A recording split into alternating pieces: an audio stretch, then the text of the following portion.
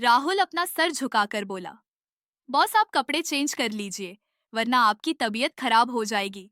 उसकी बात सुनकर शिवाय ने कोई भी रिएक्ट नहीं किया तो वह समझ गया कि वह क्या चाहता है। वह बिना कुछ बोले वो रूम से बाहर निकालकर गेट को बंद करके चला गया। उसे यह पता चल गया था कि जब तक वो बाहर नहीं जाएगा उसका बॉस अपनी जगह से हिलेगा भी नहीं। उसके जाते ही शिवाय ने अपने कपड़े चेंज किए और लैपटॉप लेकर सोफे पर बैठकर अपना काम करने लगा। लेकिन उसकी नजर बार बार उस लड़की की तरफ जा रही थी। उसकी मासूम और प्यारी सी शक्ल को बिना देखे उसकी नजरों को सुकून ही नहीं मिल रहा था। वह जितना अपने आप को रोकता उतनी ही उसकी नजर उस लड़की की तरफ चली जाती। वह उसे देखकर बोला, कौन हो तुम? क्यों? तुम्हें पानी में डूबते देखकर मुझे अपने दिल में दर्द सा महसूस हुआ, जो पहले कभी भी किसी के लिए महसूस नहीं हुआ। जिस शिवाय मल्होत्रा को किसी के जीने मरने से कोई फर्क नहीं पड़ता शिवाय अपनों के, वह आज एक अनजान लड़की के लिए इतना सब कुछ कर दिया। उस लड़की को देखते देखते ही उसे नींद आ गई। वह वैसे ही अपना सिर सोफे से टिकाकर सो गया। वही रूम के बाहर देवेश अपना कान गेट से लगाए अंदर की बातें सुनने की कोशिश कर रहा था, जबकि उसे पता था कि रूम साउंड प्रूफ है। लेकिन अंदर की बातें सुनने के लिए वह बहुत एक्साइटेड था कि इस बात को ही भूल गया था। वही उसके बगल में राहुल खड़ा था। वह अपना हाथ बांधे दीवार से टेक लगाए देवेश को ही घूर रहा था। जब उसे सहन नहीं हुआ तो वह उस पर चिल्लाते हुए बोला, गधा कहीं का, तेरा दिमाग खराब हो गया है क्या? ये रूम साउंड प्रूफ है। अगर भाई को पता चल गया तो तुम उनके रूम के बाहर ताक झांक कर रहे हो तो तुझे अफ्रीका भेज देंगे। मैं ही पागल था जो तुझे यह बताया। ये सुनकर देवेश अपने होठों पर उंगली रख उसे शांत करते हुए गुस्से से बोला, तू चुप कर, मुझे सुनने दे। क्या हो रहा है अंदर? तुझे जाना है ना, तू जा यहाँ से, मैं कहीं नहीं जाने वाला। वैसे भी तूने बताया कि वह लड़की बहुत ही सुंदर थी और आज तक भाई ने किसी भी लड़की को हाथ तक नहीं लगाया और वह उस ब्यूटीफुल लड़की को अपने रूम में लेकर गए हैं और पता नहीं क्या क्या कर रहे होंगे अंदर। कहीं वह उस लड़की के साथ इंटीमेट। फिर खुद की बातों को काटते हुए बोला, अरे नहीं नहीं मेरे भाई, ऐसे नहीं है कि वो किसी लड़की का फायदा उठाएं। फिर अपनी आंखों को रोल करते हुए बोला, लेकिन वह कर क्या रहे होंगे? उन्होंने तो तुझे भी अपने रूम से बाहर निकाल दिया। बेचारे का ये सब सोच सोच कर उसका दिमाग फटा जा रहा था। राहुल ने उसका हाथ पकड़ा और बोला, कल सुबह भाई से पूछ लेना कि उन्होंने रूम में क्या क्या किया है। फिलहाल के लिए चल यहाँ से। देवेश अपना हाथ छुड़ाते हुए बोला, राहुल मेरा हाथ छोड़, वरना मैं तेरी वह हालत करूंगा कि कोई तुझे पहचान नहीं पाएगा। लेकिन राहुल ने उसका हाथ नहीं छोड़ा और उसे लेकर रूम में आ गया और उसे बेड पर पटकते हुए बोला, सो जाओ, ज्यादा दिमाग चलाने की जरूरत नहीं, वरना सच्ची बता रहा हूं मैं तुझे इस रूम से बाहर निकाल दूंगा। उसकी बात सुनकर देवेश का मुंह बन गया। वो चिल्लाते हुए बोला, गधा कहीं का, मैं तुम्हारा दूसरा बॉस हूँ। तुम मुझे धमकी नहीं दे सकते, तुम्हें मेरी बात सुननी ही होगी। राहुल बेड पर लेटाते हुए बोला, ऑफिस में तू मेरा बॉस है, यहाँ नहीं। अगर तू मेरा दोस्त नहीं होता ना, मैं कभी भी तुझे अपने रूम में लेकर नहीं आता। अब अगर तुमने अपना मुंह बंद नहीं किया तो मैं सच कह रहा हूँ, तुझे बाहर निकाल दूंगा। फिर रात भर भाई के रूम के बाहर पहरा देते रहना। यह कहकर राहुल ने कमरे की लाइट ऑफ किया और वह सो गया। यह सुनकर देवेश एकदम चुप हो गया, क्योंकि उसे पता था कि राहुल जो कहता है वह करता भी है। देवेश ने अपनी आंखें बंद की और सोने की कोशिश करने लगा और थोड़ी देर में उसे नींद आ गई। ऑस्ट्रेलिया में एक लड़का जो 1 साल से कोमा में था, उसे होश आया और वो जोर से सौम्या चिल्लाते हुए उठा। उसके उठने से डॉक्टर और नर्स उसे कॉम डाउन करने लगे। वो लड़का आउट ऑफ कंट्रोल हो रहा था। तब डॉक्टर ने उसे एक नींद का इंजेक्शन दे दिया और कुछ देर बाद वह लड़का फिर से सो गया। फिर डॉक्टर अपने केबिन में चला गया। वहां पर एक आदमी बैठा हुआ था। उसने सिर झुकाकर बोला, मिस्टर खुराना। मिस्टर पार्थ खुराना को होश आ गया है, पर वो बार बार एक ही नाम का रट लगे जा रहे हैं। उसकी बात सुनकर वो आदमी बोला, किसका नाम? जिस पर डॉक्टर डरते हुए बोला, सौम्या। सौम्या का नाम सुनते ही उस आदमी की हाथों की मुठियां कस गई और गुस्से से वो वहां से बाहर चला गया। उसके जाते ही उस डॉक्टर ने एक चैन की सांस ली। मॉर्निंग में शिवाय की आंख खुली तो उसकी नजर बेड पर लेटी लड़की की तरफ गई, जो अभी तक सो रही थी। सोते हुए वो बहुत क्यूट लग रही थी। उसका ब्लैंकेट नीचे पड़ा हुआ था। शिवाय उठकर ब्लैंकेट नीचे से उठता है और उस लड़की को कवर कर देता है और वहां से जाने लगा। तभी उस लड़की ने नींद में ही उसके हाथ को पकड़कर अपनी तरफ खींच लिया, जिससे शिवाय उसके ऊपर जा गिरा। लेकिन उसने अपना सारा भार अपने हाथों पर डाला हुआ था। वह लड़की नींद में ही उसके गले में हाथ डाला और शिवाय के चेहरे को अपने चेहरे के करीब कर लिया और उसके अगले एक्शन से शिवाय हैरान रह गया। मल्होत्रा मेंशन सौम्या तैयार होकर नीचे आई तो उसे निशा जी, निखिल जी और सीता जी हाल में बैठे हुए दिखाई दिए। माँ, मुझे कुछ काम है तो मैं बाहर जा रही हूँ। सौम्या सीता जी को देखते हुए बोली। ठीक है प्रिंसेस, आराम से जाना, सीता जी मुस्कुराते हुए कहा। सौम्या मुड़कर बाहर जाने लगी तो निशा जी उसे रोकते हुए कहा, सौम्या, मुझे तुमसे बात करनी है। निशा जी की आवाज सुनकर सौम्या रुक गई और मुड़कर बोली, आपको मुझसे क्या बात करनी है मिसेस मल्होत्रा? निखिल जी गुस्से से बोले, क्या तुम्हारे अंदर मैनर्स नहीं है कि अपने माँ बाप से कैसे बात करते हैं? क्या कल से लगा रखा है मिसेस मल्होत्रा? वो तुम्हारी माँ है। निखिल जी की बात सुनकर सौम्या को हंसी आ गई। वो हंसते हुए बोली, मिस्टर मल्होत्रा, लगता है आपकी याददाश्त बहुत कमजोर है। आपने ही तो कहा था कि मैं आप लोगों को मॉम डैड ना बुलाऊं। लगता है समय के साथ साथ आपका दिमाग ने काम करना बंद कर दिया है क्या? उसके होठों से हंसी गायब हो गई और उसकी आंखों में सर्द भाव आ गए। उसका ऑरा कोल्ड हो गया। वही सौम्या की बातों को सुनकर निशा जी और निखिल जी के दिल में चुभन सी हो रही थी। वही निखिल जी को याद आया कि उन्होंने ही सौम्या को डैड बोलने से मना किया था, क्योंकि उन्हें लगा था कि जलन में आकर सौम्या ने प्रिया को पहुंचा है। ये याद करके निखिल जी के दिल में बेचैनी होने लगी। आज उन्हें एहसास हो रहा था कि उन लोगों ने कभी सौम्या को प्यार दिया ही नहीं था।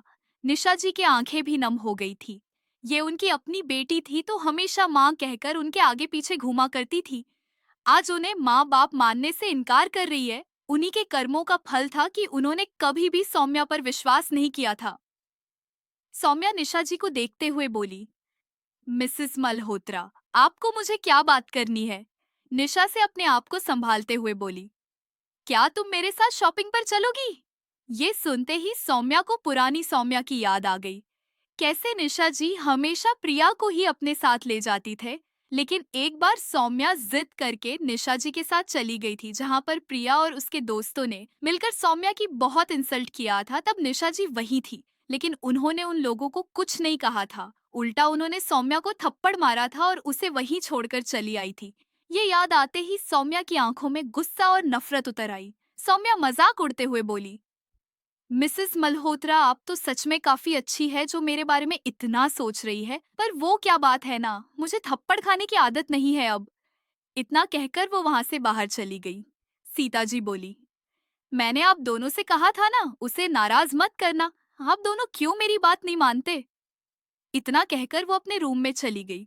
निशा जी रोते हुए बोली, क्या सौम्या हम लोगों को कभी माफ नहीं करेगी? वह मुझे पहले की तरह मान नहीं बोलेगी? निखिल जी निशा जी को संभालते हुए कहा, सब ठीक हो जाएगा, सौम्या हम दोनों को बहुत जल्दी माफ कर देगी। वहीं दूसरी तरफ एक लड़की बिस्तर पर लेटी हुई थी। वो अभी बेहोश थी। धीरे धीरे उस लड़की को होश आने लगा। उसने अपनी आंखें खोलना शुरू कर दिया। उसने अपनी आंखें खोलकर देखा तो सबसे पहले उसकी नजरें सामने सीलिंग पर गई। उसके सिर में इस वक्त बहुत दर्द हो रहा था। पहले तो ये समझने की कोशिश कर रही थी कि वो इस समय कहाँ है। जैसे उसे समझ आया कि कल वो पानी में डूब रही थी तो किसी ने उसे बचाया था, तो वो झट से अपने बिस्तर पर बैठ गई और उसने अपनी नजर चारों तरफ घूमकर देखा तो अनजान जगह देखकर वो और भी ज्यादा घबरा गई। ये वही लड़की है जिसे कल शिवाय ने बचाया था। इसका नाम रूही बजाज है। इसके बारे में हम कहानी में जानेंगे। वो अपनी जगह से उठी और दरवाजे की तरफ भागी और रूम का दरवाजा ओपन कर बाहर आ गई। रूही भागते हुए सीढ़ियां से नीचे आई और दरवाजा ढूंढने लगी, लेकिन उसे कहीं भी दरवाजा नजर नहीं आ रहा था और ना ही उस विला में कोई इंसान नजर आ रहा था। वो विला ब्लैक कलर की थीम का बना हुआ था जो हद से ज्यादा डरावना लग रहा था और वहां ज्यादा रोशनी भी नहीं थी, जो उस माहौल को और भी ज्यादा डरावना बना रहा था। रूही दरवाजा खोज रही थी लेकिन उसे दरवाजा कहीं नहीं मिला। तभी उसे ऐसा फील हुआ कि कोई उसके बिल्कुल पीछे खड़ा हुआ है। किसी की प्रेजेंस अपने पीछे महसूस करके रूही की सांस गले में अटक गई और उसने पीछे पलट कर देखा। उसके पीछे शिवाय रूही के चेहरे को एकटक देखे जा रहा था। शिवाय को देखते हुए रूही की आंखों में डर साफ दिखाई दे रहा था। रूही अपनी कौपती हुई आवाज में बोली, प्लीज मुझे यहाँ से जाने दीजिए। रूही की डरी सहमी हुई आवाज सुनकर शिवाय अपनी कड़क आवाज में बोला, तो लिटिल गर्ल को यहाँ से जाना है। शिवाय की आवाज सुनकर रूही अंदर तक सिहर गई। शिवाय की आवाज इतनी भारी थी कि रूही को अपने शरीर में एक कंपन सी महसूस हुई। तभी वो खुद को संभालते हुए धीरे से बोली, प्लीज मुझे यहाँ से जाने दीजिए। मुझे यहाँ बहुत डर लग रहा है। मेरे घर वाले भी मुझे ढूंढ रहे होंगे। शिवाय रूही के हाथ को पकड़ते हुए बोला, अफसोस लिटिल गर्ल, अब तुम यहाँ से कहीं भी नहीं जा सकती। लेकिन अब तुम्हारे बाप के सामने ही तुम्हें अपनी दुनिया में हमेशा के लिए कैद करूंगा और तुम्हारा वो बाप कुछ नहीं कर पाएगा। शिवाय रूही को लेकर रूम में आया और उसे बेड पर फेंक दिया। शिवाय के इस तरह बेड पर फेंकने पर रूही डरते हुए शिवाय को देख रही थी। शिवाय रूही को छोड़कर रूम से बाहर निकाल गया। RR corporation. रेहान के केबिन में रेहान, शिवाय, कबीर बैठे हुए थे। रेहान ने नील को बोलने का इशारा किया। नील ने कहा, बॉस, कल मैम को वो लोग मरने नहीं आए थे बल्कि मैम को किडनैप करने आए थे। वो लोग कल सुबह से ही मल्होत्रा मेंशन पर नजर बनाए हुए थे। शिवाय गुस्से से बोला, उस बजाज की इतनी हिम्मत कि वो मेरी प्रिंसेस को किडनैप करवाना चाहता है, लेकिन क्यों? नील, शिवाय सर, वो आपसे बदला लेने के लिए, और बॉस इसमें खुराना भी मिला हुआ है। उसने जरूर मैम को उसके पास भेजने का प्लान किया होगा, इसलिए वो मैम को किडनैप करने के लिए लोगों को भेजा था।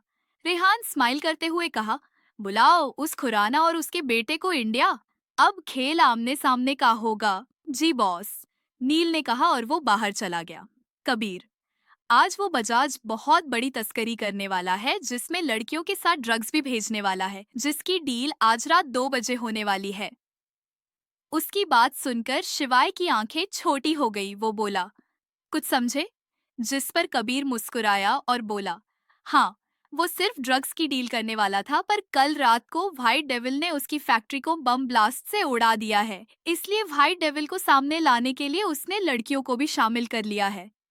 उसकी बात सुनकर रेहान के चेहरे पर एक गहरी स्माइल आ गई और वह अपने काम में लग गया। जिस पर कबीर कंफ्यूजन में बोला, अब तू क्यों मुस्कुरा रहा है? रेहान अपना काम करते हुए बोला, तुझे क्या लगता जो व्हाइट डेविल अब तक सामने नहीं आया, उसकी ऐसी पचकानी हरकतों से सीधे आएगा, और आ भी गया तो वह एक भी नहीं बचेगा, समझे? शिवाय ने कहा, पहले शेरगिल फैमिली और अब बजाज फैमिली ने ऐसा भी क्या कर दिया कि जो व्हाइट डेविल 1 साल से शांत था अचानक तबाही मचाने लगा? कबीर सोचते हुए बोला, पता नहीं, क्या फिर हमें जाने की जरूरत नहीं है वहां? जिस पर रेहान बोला, हम जाएंगे पर कुछ नहीं करेंगे। अगर उन लड़कियों को कुछ करने की कोशिश करेंगे तो हम कुछ करेंगे। फिर रेहान शिवाय से बोला, तुमने उसे क्यों कैद कर रखा है? तू जो करना चाह रहा है उससे वो तुझसे नफरत करने लगेगी, जानता है ना? शिवाय उठाते हुए बोला, मेरे पास और कोई रास्ता नहीं है उसका। वो घटिया बाप ने उसे अपने बिजनेस पार्टनर को बेंच दिया है, इसीलिए मुझे ये करना ही होगा। उससे मैं 5 महीने से प्यार करता हूँ, उसे कुछ नहीं होने दे सकता हूँ। दूसरी तरफ सौम्या की कार एक टूटी फूटी पुरानी सी बिल्डिंग के अंदर आकर रुकी। सौम्या कार से उतारकर अंदर जाकर एक दीवार पे अपना हाथ रख दिया और थोड़ी देर में वो दीवार 2 हिस्सों में बट गई। वहां एक लिफ्ट थी, वो एकदम न्यू लग रही थी। वो अंदर गई और नीचे जाने का बटन दबा दिया, जिससे वो लिफ्ट नीचे जाने लगी। भले ही वो बिल्डिंग बाहर से पुरानी लग रही थी, पर उसी बिल्डिंग के नीचे एक और बिल्डिंग थी जिसमें बहुत सारे रूम थे। अंडरग्राउंड का नजारा पूरा अलग था। ऐसा लग ही नहीं रहा था कि वहां अंडरग्राउंड पर व्हाइट डेविल का ग्रुप होगा, और इसीलिए आज तक कोई व्हाइट डेविल को नहीं खोज पाया था। जब लिफ्ट का दरवाजा खुला तो वहां बहुत सारे रूम थे। वो जगह बिल्कुल न्यू एडवांस से बनी हुई थी। सौम्या आगे जाने लगी। कुछ देर में वो एक बड़े से कमरे के बाहर खड़ी थी। दिनेश ने आगे आकर कमरे का दरवाजा खोल दिया। तू सौम्या अंदर चली गई। वहां के सारे लोग सौम्या को देखकर खड़े हो गए। सौम्या सीधी जाके अपनी चेयर पर बैठ गई और सबको बैठने का इशारा किया, जिससे सभी बैठ गए। दिनेश ने बोलना शुरू किया, जैसा कि आप लोगों को पता चल ही गया होगा कि वो बजाज के साथ मिलकर बॉस को सामने लाने के लिए क्या किया है, तो आज बॉस वहां जाएंगी और मैं और ईशानी बॉस के साथ जाएंगे और बाकी सब लोगों को अपना अपना काम संभालना है। आज की मीटिंग यहीं खत्म होती है। आप सब लोग अब जा सकते हैं। सभी लोग उठकर रूम से चले गए। बस उस रूम में अब सौम्या, दिनेश और ईशानी ही थे। सौम्या ने पूछा, कहाँ है वो लोग? दिनेश ने सौम्या को दूसरे रूम में ले गया और बोला, बॉस, उन लोगों को यहाँ अंदर रखा गया है। सौम्या, ईशानी और दिनेश अंदर की तरफ बढ़ गए। दिनेश ने जैसे ही दरवाजा खोला, उसके कानों में किसी के चीखने चिल्लाने की आवाज आ रही थी, जैसे उन लोगों को बहुत मारा जा रहा हो। वो बहुत ज्यादा दर्दनाक थी। उस रूम में बिल्कुल कम रोशनी थी और कुछ लोगों को लटका के उनकी खाल उधेड़ रहे थे। उन लोगों की बॉडी से खून पानी की तरह निकाल के जमीन पर गिर रहा था। सौम्या को उन लोगों को देखते ही उसका पारा हाई हो गया और गुस्से से उसके हाथ पैर कांपने लगे थे। उसकी आंखें शोलों की तरह आग उगल रही थी। सौम्या का गुस्सा 7वें आसमान पर पहुंच गया था। वो रूम के अंदर जाके क्वीन साइज चेयर पर एक पैर पर दूसरा पैर चढ़ा के किसी क्वीन की तरह बैठ गई और घूर घूर के प्रिया, पायल और संजय को देख रही थी।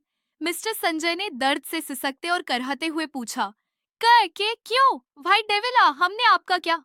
इतना बोलते हुए मिस्टर संजय बीच में रुक गए। दर्द और तकलीफ के कारण उनके आगे के शब्द उनके गले में ही फंस गए। उनके आधे अधूरे बातों का मतलब समझते हुए सौम्या के चेहरे पर ईविल स्माइल आ गई और उसने मुस्कुराते हुए कहा, मरने के कगार पर आ गए हो, मगर अब भी सब कुछ जानना चाहते हो।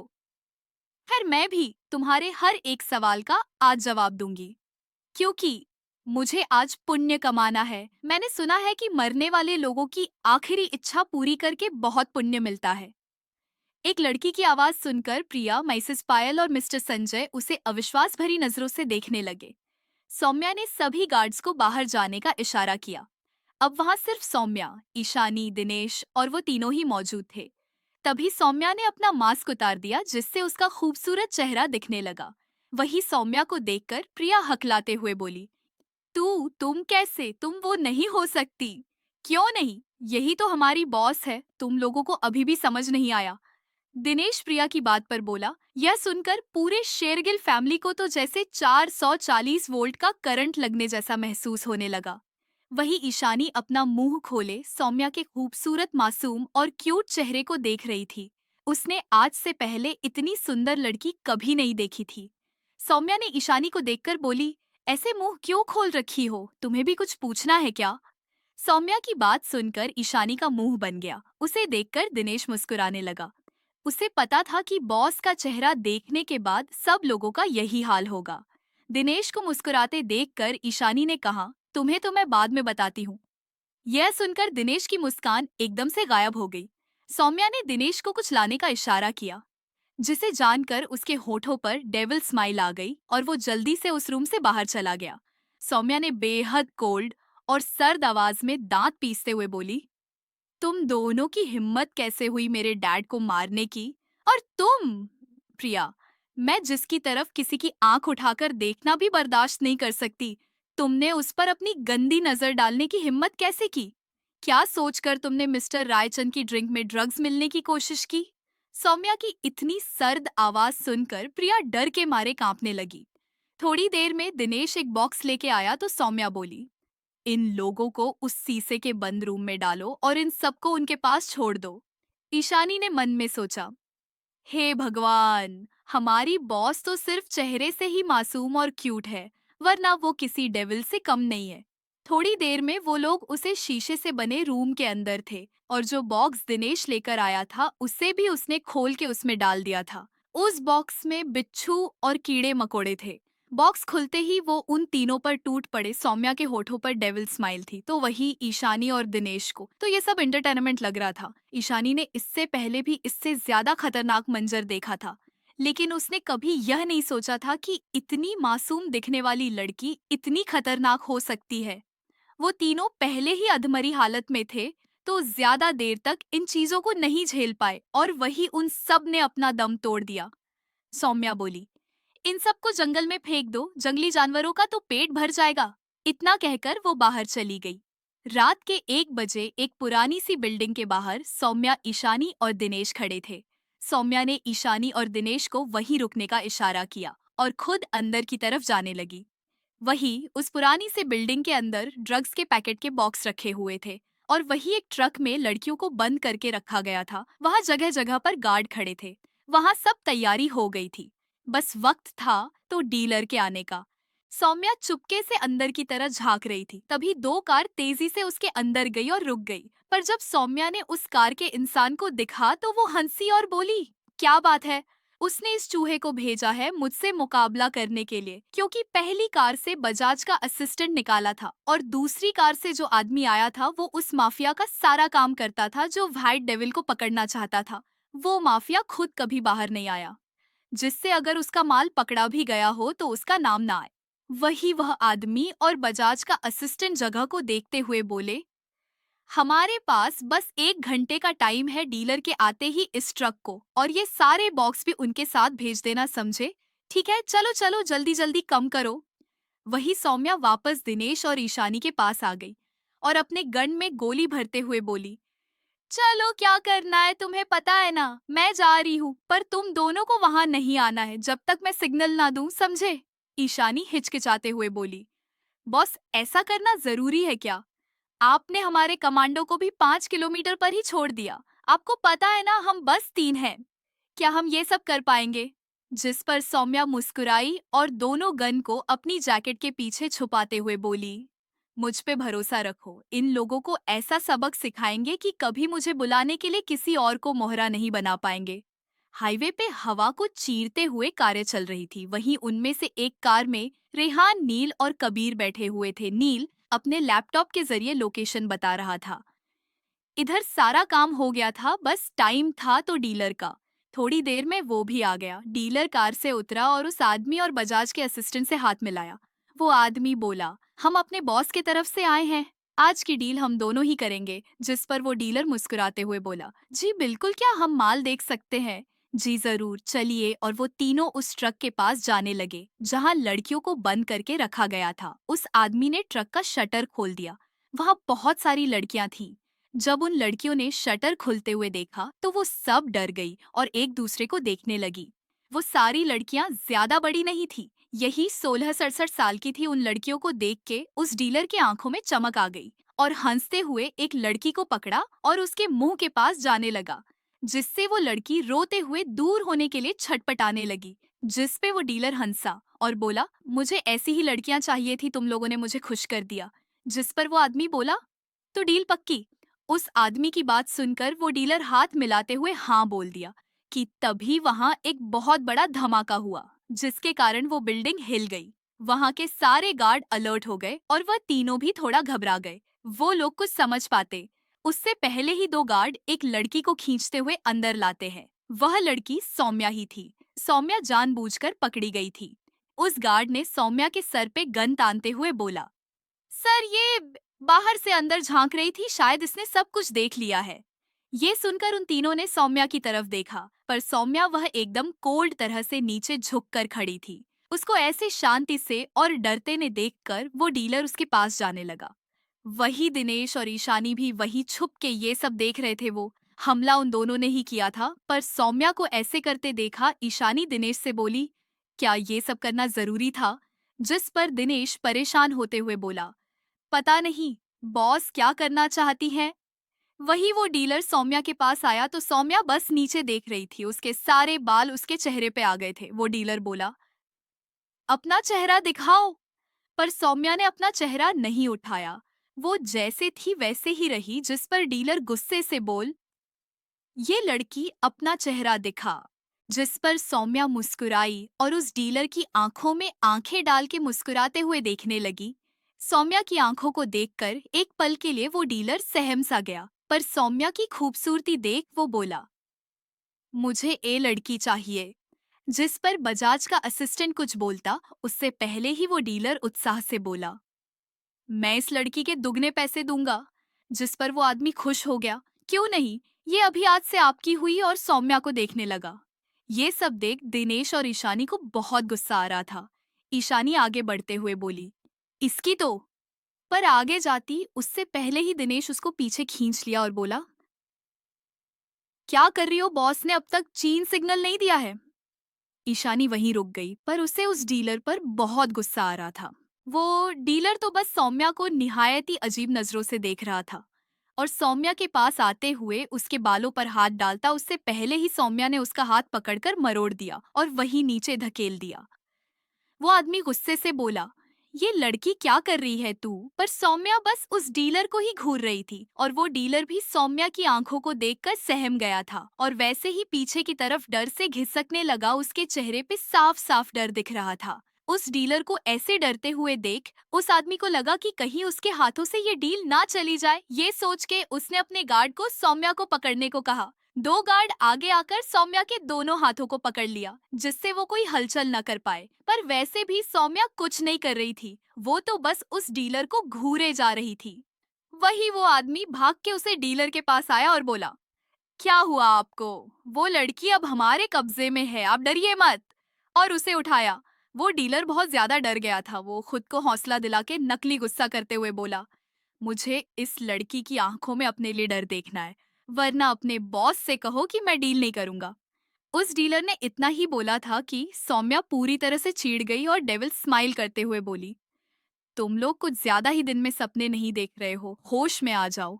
और उस आदमी की तरफ घिन भरी नजरों से देखते हुए बोली, और हाँ, तुम जैसा वफादार तो मैंने देखा ही नहीं और तेरे बॉस की दांत देनी पड़ेगी कि तुझे कितने अच्छे से अपने कब्जे में कर रखा है। जैसे इस डील को करने के लिए तुझे भेज दिया क्योंकि उसको पता था कि यहाँ पर व्हाइट डेविल आने वाला है, क्यों? और खुद कहीं छुप के ये सारा तमाशा देख रहा होगा।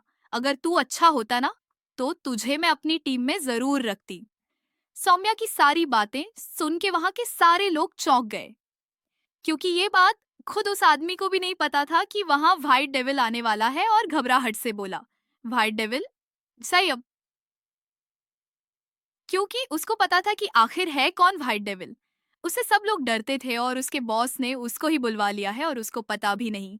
वही उस आदमी ने सौम्या को अपनी आंखें छोटी करते हुए शक भरी नजरों से बोला, क्या मतलब है तुम्हारा? जिस पर सौम्या मुस्कुराते हुए बोली, मतलब कि।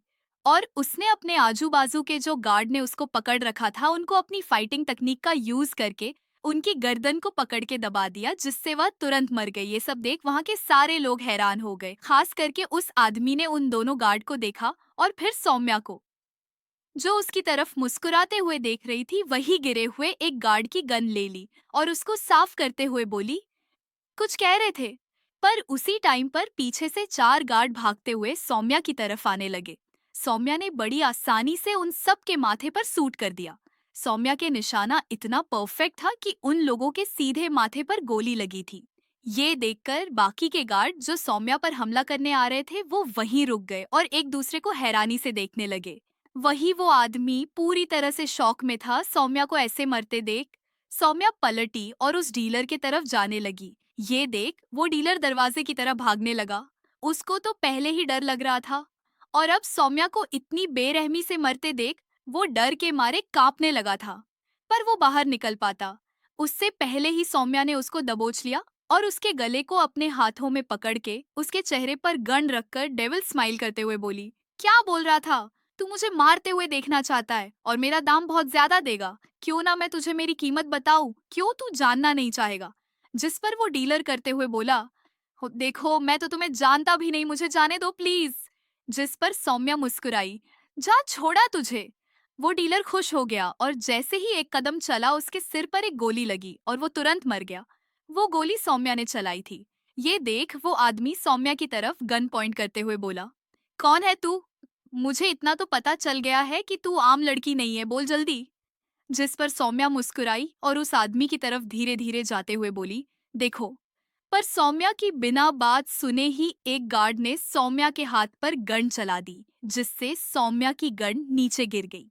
यह देखकर वह आदमी खुश हो गया और उसने जल्दी से सौम्या के घुटनों पे एक किक मारते हुए सौम्या को नीचे गिरा दिया और उसके बालों को खींचते हुए उसके सिर को ऊपर किया और एक बूढ़ी मुस्कुराहट के साथ देखने लगा।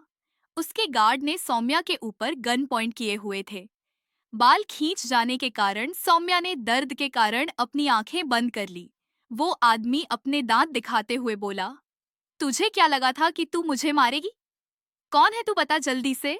उसने सौम्या के गालों पर थप्पड़ मारने लगा। सौम्या को दर्द तो बहुत हो रहा था क्योंकि सौम्या की स्किन बहुत ज्यादा सॉफ्ट और सेंसेटिव थी। उसके होठों से खून निकलने लगा, गालों पर उंगलियों के निशान बन गए थे, पर सौम्या की आंखों से एक बूंद भी आंसू नहीं निकल रहे थे। मारते मारते वो आदमी रुक गया और हाँफने लगा। सौम्या को फिर भी मुस्कुराते देख उस आदमी ने अपनी गन को सौम्या के सिर पर लगा दिया और गन का ट्रिगर दबाया और सौम्या पर फायर करने ही वाला था कि उसको किसी की आवाज सुनाई दी, रुक जाओ। जिससे वहां के सारे लोगों ने उस तरफ देखा, पर सौम्या उस आवाज को पहचान गई थी और थोड़े रूखे लहजे में बोली, मैंने कहा था कि बाहर मत आना, फिर भी क्यों आए? सौम्या ने आखिरी वर्ड बहुत गुस्से में बोला था, जिससे वहां के सारे लोग डर गए। वहां दिनेश और ईशानी खड़े थे। दिनेश उस आदमी को पॉइंट करते हुए आ रहा था और सौम्या के सामने आके उस आदमी पर गन पॉइंट कर दिया। जब दिनेश और ईशानी ने उस आदमी को सौम्या के ऊपर गन चलते हुए देखा तो अपने आप को रोक नहीं पाए और सौम्या के सिग्नल के बिना बाहर आ गए। अब वहां का माहौल बहुत अजीब सा हो गया था। उस आदमी और उसके गार्ड की गन सौम्या पर थी और ईशानी और दिनेश ने उस आदमी के सिर पर गन पॉइंट कर रखा था। वहां के सारे लोग दिनेश को देख घबरा गए थे क्योंकि सारे लोग व्हाइट डेविल के नाम पर सिर्फ दिनेश को ही जानते थे। उसको देखकर वो आदमी डरते हुए बोला, तुम मतलब, और इधर उधर देखने लगा। उसको लगा था कि अगर दिनेश यहाँ है तो व्हाइट डेविल भी यही होगा। पर उसको ऐसे देखते देख दिनेश और ईशानी ने एक दूसरे को देखा और कंफ्यूजन में सौम्या को देखते हुए बोले, बॉस क्या करना है अब? जिस पर सौम्या, जो पहले ही गुस्सा थी, उनका ऐसा सवाल सुनकर वो और चिढ़ गई। वैसे भी सौम्या ने अब तक उन दोनों को इसलिए नहीं बुलाया था क्योंकि अभी भी उन लड़कियों का पता सौम्या को नहीं चला था कि इन लोगों ने उन लड़कियों को रखा गया है। पहले वो उन लड़कियों को सुरक्षित निकलना चाहती थी, फिर उन दोनों को बुलाती। पर ये दोनों पहले ही आ गए थे और ऊपर से ऐसा सवाल सुन सौम्या और चिढ़ गई और लापरवाही से बोली, आप मुझसे क्यों पूछ रहे हो जब तुम खुद ही बाहर आ गए हो? सारे काम तो तुम लोग खुद ही कर लेते हो ना, ये भी काम खुद ही कर लो। और वही पीछे दीवार से टेक लगाकर आंख बंद करते हुए बोली, आप मुझे जरा सा भी डिस्टर्ब मत करना, अगर किया तो ये लोग तो मारेंगे ही। और मैं तुम दोनों का भी भरोसा नहीं दे सकती हूँ और मैं कितने अच्छे से ये काम कर सकती हूँ वो तुम दोनों को बताने की जरूरत नहीं है। सौम्या की बात सुन के दिनेश और ईशानी ने अपना सिर झुका लिया। पर दिनेश को सौम्या को बॉस बोलता देखकर वहां के सारे लोग हैरान हो गए थे। उनके सामने अभी तक व्हाइट डेविल थी और व्हाइट डेविल एक लड़की है। यह जानकर वो लोग हैरान रह गए। जब उस आदमी को पता चला कि उसने अभी अभी व्हाइट डेविल को मारा है तो वह डर के मारे कंपने लगा। सो गाइस, आज की स्टोरी मैं बस इतना ही। आगे की स्टोरी जानने के लिए चैनल को सब्सक्राइब और वीडियो को लाइक करना ना भूलें। Thanks to watching and take care. Bye bye.